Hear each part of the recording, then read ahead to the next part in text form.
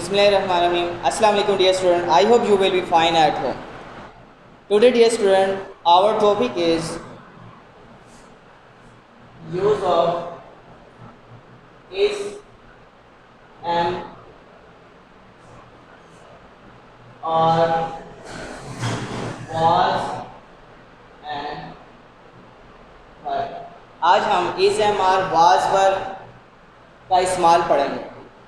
जैसे कि आपको पता है इज, एम, आर ये प्रेजेंट टेंस में यूज होता है और वाज और वर ये पास्ट टेंस में यूज होते हैं। इज जो है वो सिंगुलर के साथ कोई भी वाहिद चीज़ होगी, कोई भी वाहिद नेम होगा उसके साथ हम इज इस्तेमाल करेंगे। और एम जो है हमेशा आई के साथ इस्तेमाल किया जाता है। एम जो है वो आई के साथ इस्तेमाल किया जाता है। आर प्लूरल के साथ, प्लूरल जमा के साथ। इज सिंगुलर के साथ, वाहिद के साथ, एम आई के साथ इस्तेमाल होता है। आर जो है वो प्लूरल के साथ मीन्स जमा के साथ इस्तेमाल किया जाता है और ये प्रेजेंट टेंस में इस्तेमाल होते हैं। वाज आई प्लस सिंगुलर के साथ, वाज जो है वो आई के साथ भी इस्तेमाल होता है और सिंगुलर के साथ भी इस्तेमाल होता है, वाहिद चीज़ के साथ, वाहिद नेम के साथ भी। और वर जो है वो प्लूरल के साथ, वर जो है वो प्लूरल के साथ इस्तेमाल होता है, जमा में इस्तेमाल होता है। Is it clear? Okay dear, कुछ हम इसके टेंसेस पढ़ते हैं। पेज नंबर है आपका बुक का page number 44, lesson number 2, page number 44, lesson number 2। ऊपर देख लें आप, लिखा हुआ use of is, am, are, was, were, studies this sentences. यहाँ पे फर्स्ट टेंस लिखा हुआ है आपका पाकिस्तान मेरा प्यारा वतन है। पाकिस्तान में मेरा प्यारा वतन है। यहाँ पर है मीन्स कि जब प्रेजेंट की बात की जा रही है तो इसमें क्या यूज़ होगा, इज इस्तेमाल होगा। और पाकिस्तान एक वाहिद है, सिंगुलर है और इसके साथ हम इज इस्तेमाल करेंगे। Pakistan is my dear homeland. Pakistan मेरा प्यारा वतन है। ये एक्सरसाइज ये कंप्लीट इसका यूज़ इस्तेमाल किया हुआ। ये पॉजिटिव सेंटेंस में हम पॉजिटिव जो सेंटेंसेस होंगे उसमें subject plus helping verb plus verb और प्लस ऑब्जेक्ट ये इस्तेमाल करते हैं। ये सोचो सिंपल और पॉजिटिव सेंटेंस। और नेगेटिव में जब हम इस्तेमाल करेंगे, नेगेटिव में जो हमारा हेल्पिंग वर्ब है वो पहले आ जाएगा और फिर सब्जेक्ट, फिर वर्ब, फिर ऑब्जेक्ट एंड क्वेश्चन मार्क। ये नेगेटिव में इंटरोगेटिव में यूज होगा। नेगेटिव में होगा आपका subject plus helping verb plus not plus verb plus object. ये आपके फार्मूलाज हैं टेंसेस को लिखने के लिए। ये आप यहाँ पे रीड कर लें। यहाँ से पेज नंबर 44, पॉजिटिव सेंटेंस में Pakistan is my homeland, dear homeland, ये पॉजिटिव टेंस था। नेगेटिव में आपने in negative sentence we use not after the verb. अब यहाँ पर वर्ब जो होगा वर्ब के बाद इस्तेमाल करेंगे। Subject after this subject sorry helping verb. Books are not on the table, book मेज़ पर नहीं है, बुक्स आर नॉट। हेल्पिंग आपने देखे आर जो है यहाँ पर हेल्पिंग वर्ब है और बुक्स जो था ये प्लूरल था तो इसलिए हमने आर यूज़ किया और इसके बाद हमने नॉट लगाया। एंड देन नेक्स्ट चलते हैं इन इंटरोगेटिव सेंटेंसेस और question we begin with a helping verb question word. वो कहते हैं जब हम इंटरोगेटिव सेंटेंस बनाएंगे तो सबसे पहले हम स्टार्ट करेंगे हेल्पिंग वर्ब से। पहले फर्स्ट हम लिखेंगे हेल्पिंग वर्ब, देन सब्जेक्ट, फिर वर्ब और ऑब्जेक्ट और लास्ट में क्वेश्चन मार्क हम ज़रूर लगाएंगे। अगर आपने यहाँ तक ठीक कर लिया और क्वेश्चन मार्क ना लगाए तो आपका ये टेंस रॉन्ग हो जाएगा। Is it clear? Okay dear, next हम करते हैं इसकी एक्सरसाइज। एक्सरसाइज नंबर जो 3 है वो मैं कंप्लीट आपको करवाऊंगा और एक्सरसाइज नंबर 4 जो है वो आप लोग खुद करेंगे। ओके डियर, हम सब मुसलमान हैं, हम सब मुसलमान हैं। आपने यहाँ पे देखा है कि हम वी आर, हम जो है वो क्या प्लूरल है, इसलिए हम यूज़ करेंगे all. We are all Muslims. Ahmad दलेर सिपाही है, बहादुर सिपाही जिसे हम कहते हैं। मुश्किल वर्ड जो है वो नीचे वोकैबुलरी में आप देख लें, यहाँ पे लिखा हुआ है। दलेर को बोल्ड भी कहते हैं। Ahmed is a bold soldier. Next जो है कुत्ता और घोड़ा वफादार जानवर है। वफादार की मीनिंग होते हैं faithful. And the dog and the horse are faithful animals. हर पाकिस्तानी मुहब्बे वतन है। मुहब्बे वतन पैट्रियोट को कहते हैं। Every Pakistani is patriot. वो मुअज़्ज़िज़ शहरी है। मुअज़्ज़िज़ शहरी रिस्पेक्टेबल, मुअज़्ज़िज़ को रिस्पेक्टेबल कहते हैं। सिटीज़न शहरी को कहते हैं। दे वर रिस्पेक्टेबल सिटीज़न, वो मुअज़्ज़िज़ शहरी थे। लाहौर बागात के लिए मशहूर है। Lahore is famous for gardens. क्या वो कल बीमार था, यहाँ पे इंटरोगेटिव है इसलिए हम हेल्पिंग वर्ब स्टार्ट में यूज़ करेंगे। वाज ही इल यस्टरडे, कल के लिए इंग्लिश हम यूज़ करेंगे यस्टरडे। आज बहुत से तालिब इल्म क्यों गैर हाजिर हैं, ये भी क्वेश्चन मार्क है। Why are many students absent today, today interrogative mark सामने क्वेश्चन मार्क लगाएंगे। नेक्स्ट जो है हमारा, तुम्हारी टीम के एक खिलाड़ी कहाँ हैं। Where are the players of your team और क्वेश्चन मार्क। क्या अमीर आदमी गरीबों पर मेहरबान थे। Was the rich man kind to the poor, question mark. वो आपका क्या लगता है। What is he to you, ये बहुत इंपॉर्टेंट है। वो आपका क्या लगता है, what is he to you. एक दर्जन अंडे खराब थे। 1 डज़न एग्स वर रूटन, खराब रूटन को कहते हैं। क्या सब सवाल आसान थे। Were all the questions easy, ये खिलौना खूबसूरत ना था। This toy was not beautiful. Tipu Sultan आदिल हुक्मरान था। The Tipu Sultan, sorry the नहीं आएगा, Tipu Sultan was a just ruler.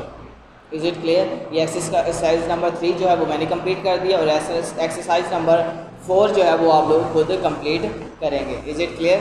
मैं अगेन आपको रिवीजन करवा देता हूँ। यूज़ ऑफ इज़ का हमने इस्तेमाल पढ़ा है। इज़ जो है सिंगुलर के साथ, एम के साथ आई यूज़ होता है और आर जो है प्लूरल में इस्तेमाल होता है। ये प्रेजेंट टेंस की बात कर रहा हूँ मैं इसमें।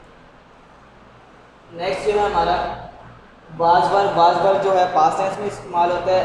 वाज इज आई और सिंगुलर के साथ इस्तेमाल होगा। वर्ब जो है वो प्लूरल के साथ इस्तेमाल हम करेंगे। Is it clear. Okay dear. Next हमारा टॉपिक है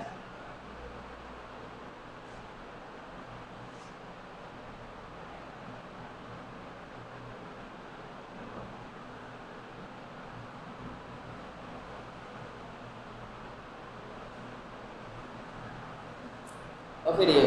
नेक्स्ट जो है पेज नंबर आप लोग निकालें, पेज नंबर 24। नेक्स्ट टॉपिक है हमारा इंटरजेक्शन।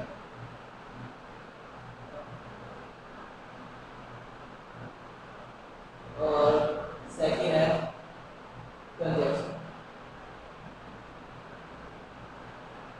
फर्स्ट ऑफ ऑल हम इंटरजेक्शन की को रीड करेंगे, समझेंगे।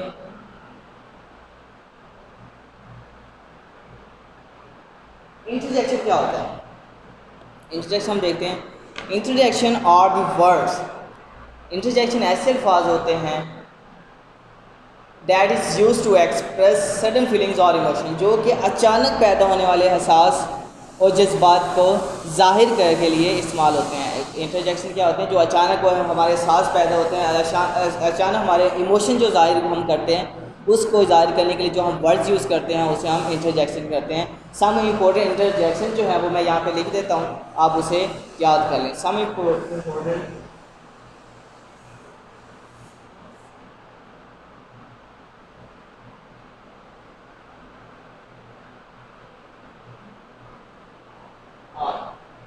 सम इम्पोर्टेंट इंटरजेक्शन कौन से हैं। नंबर 1 है आपका एल्स। एल्स किस लिए यूज़ होते हैं। एल्स होते यूज़ करते हैं आप किसी भी अफसोस को जाहिर करने के लिए या फिर गम को यूज़ करने के लिए, इस्तेमाल करने के लिए, अफसोस या गम के लिए। ऐसा हम यूज़ करते हैं अफसोस या फिर गम के लिए। आज जो है वो हम इस्तेमाल करते हैं हैरानगी के लिए। और ये क्या हो गया, हैरानगी के लिए।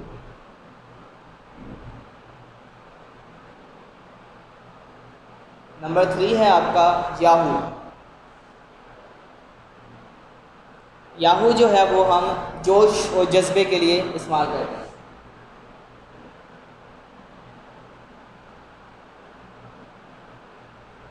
नंबर 4 है आपका ब्रेवो। ब्रेवो बहादुरी के लिए।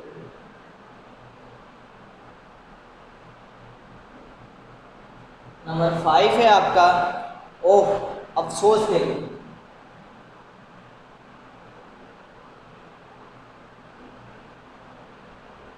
अफसोस के लिए। नंबर 6 हुरे। हुरे हम खुशी के लिए इस्तेमाल करते हैं। Number 7 ouch. आउच हम इस्तेमाल करते हैं तकलीफ के लिए। तकलीफ या फिर दर्द के लिए भी इस्तेमाल करते हैं। नंबर 8 है आपका उप्स, गलती हो जाने पर।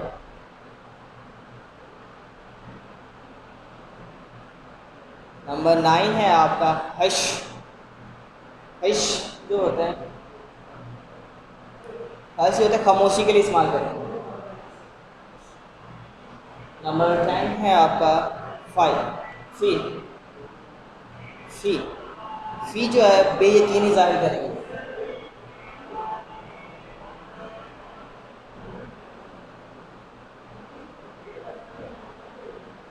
बेयकीनी जाहिर करने की। ये इंपॉर्टेंस जो है आपके सामने, इंपॉर्टेंट इंट्रोडक्शन जो है वो ये वाले हैं। जो अफसोस के लिए, जब कोई किसी फिक्र में जहाँ पर अफसोस जाहिर किया जा रहा है वहाँ पे एस यूज़ करेंगे। जहाँ पर हैरानगी जाहिर करने के लिए हम खुशी जज्बे के जोश जज्बे के लिए या वो बहादुरी के लिए वो, अफसोस के लिए हो, बुरे के लिए खुशी के लिए बुरे यूज़ करेंगे, तकलीफ या दर्द के लिए आउच, ओप्स यूज़ करेंगे, गलती हो जाने पर हश, कमर्स के लिए और फी यकीनी जाहिर करने के लिए। और हम इसके देखते हैं, हम एग्जाम्पल इसकी देखते हैं।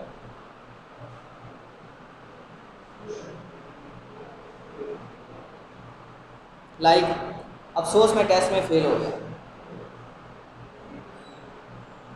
मैं टेस्ट में फेल हो गया। अभी हमने पढ़ा था अफसोस के लिए क्या यूज़ करेंगे, एल्स और इंटरोगेशन मार्क्स। ये जो है इंटरोगेशन का साइन होता है। I failed in the test. Is it clear? Next हम देखते हैं, पूरे मैं इनाम जीत चुके हैं। पूरे हम इनाम जीत चुके हैं। हम जीत चुके हैं। हुरे किस लिए यूज़ करेंगे? हुरे हम यूज़ करते हैं किसी भी खुशी के लिए। Hurray we have got this prize, we have got the prize. Is it clear? अब ये हमारा टॉपिक कंप्लीट होता है। इंटरजेक्शन में आपको अगेन बताता हूँ। इंटरजेक्शन आर्ग्यूमेंट यूज़ होता है किसी भी वर्ड्स के लिए। इसकी डेफिनेशन हम लिख लें। Interjection arguments use to express sudden feelings और इमोशंस। ये क्या होते हैं? ऐसे अल्फाज होते हैं जो कि अचानक पैदा होने वाले एहसास और जज्बात को जाहिर करने के लिए, उसकी अक्कासी करने के लिए इस्तेमाल होते हैं। उसके सामने इंपॉर्टेंट इंटरजेक्शन जो है मैंने आपको टेबल बना के उसमें लिख दिए, वो इंपॉर्टेंट है आपके, और इसकी एग्जाम्पल हमने दे दी। नेक्स्ट हमारा टॉपिक है कंजक्शन।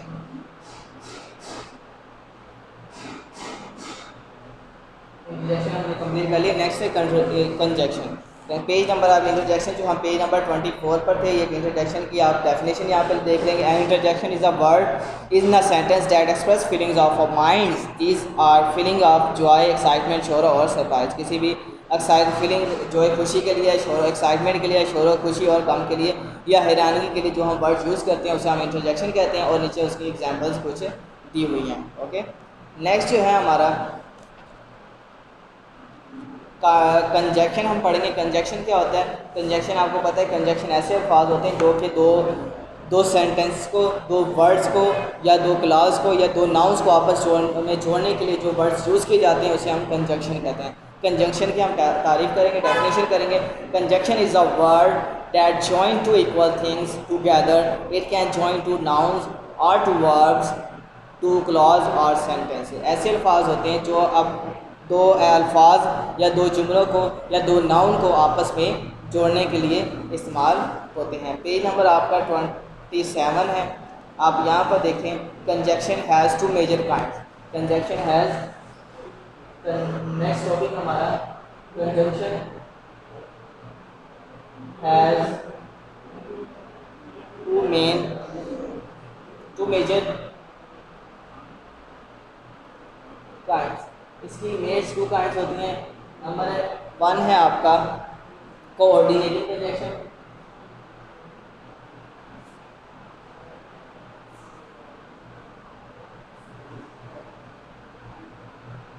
कंजक्शन नंबर 2 है आपका सबऑर्डिनेट।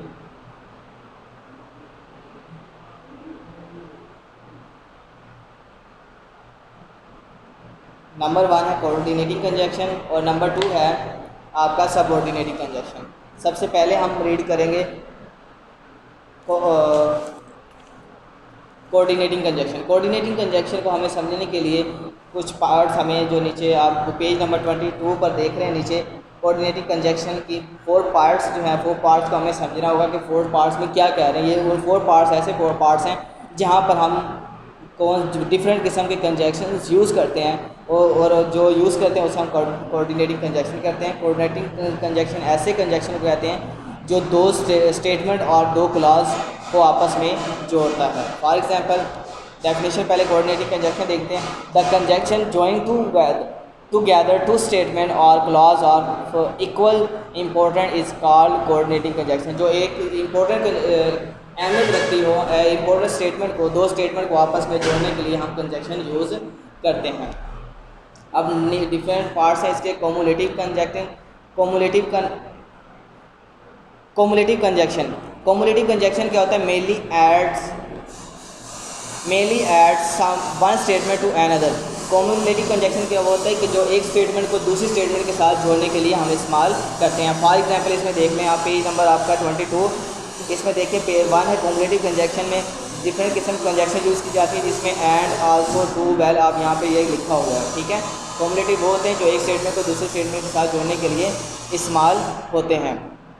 ने इसकी एग्जांपल लिखी हुई है, both he and his brother are intelligent. Both और दोनों इंटेलिजेंट, भाई और उसका दोनों बहुत इंटेलिजेंट। डिसजंक्टिव और अल्टरनेटिव। डिसजंक्टिव और अल्टरनेटिव कंजक्शन वो होती है जो कि मुतबादिल चीज़ों को जाहिर करने के लिए इस्तेमाल करते हैं। लाइक जैसे she did not sing, neither did she dance. ना ही वो डांस कर सकते हैं और ना ही वो सॉन्ग कर सकते हैं। अब यहाँ पर सिंग और डांस का आपस में क्या है? मुतबादिल चीज़ें। यहाँ पर आप एग्जांपल इसकी देख सकते हैं, either, neither, else, otherwise, neither और this. Work hard otherwise you will fail. यहाँ पे मेहनत करो अदरवाइज वरना आप फेल हो जाएंगे। ये उसकी टाइप्स हैं।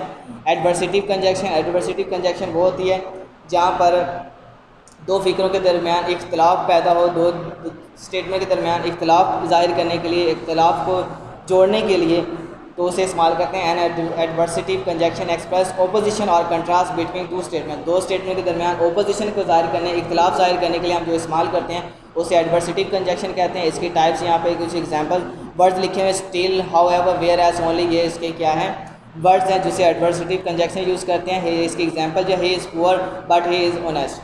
अब नीचे चलते हैं। अलेटिव कंजक्शन वो होते हैं जो नतीजतन ज़ाहिर करने के लिए, जो नतीजा ज़ाहिर करने के लिए यूज़ करते हैं। सब coordinate conjunction express something inferred from one another statement, this are called illative conjunction. ऐसे अल्फाज होते हैं जो कि नतीजा ज़ाहिर करने के लिए यूज़ किए जाते हैं, जैसे so, hence, thus, therefore, because, as, for, etc। Example लिखिए, he is ill so he did not go to school. वो बीमार है इस वजह से वो स्कूल नहीं जा सकता था।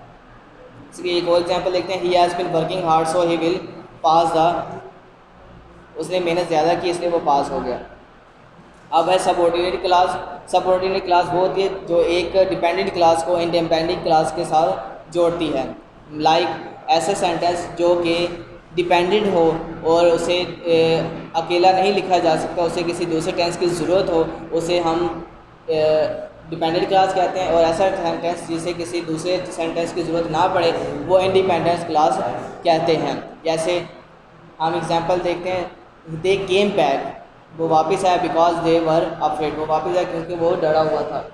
और इसकी जो सम मेजर जो काइंड्स हैं सबऑर्डिनेट क्लास में, मेन सबऑर्डिनेट क्लास हैं उसमें आर, आफ्टर, बिकॉज,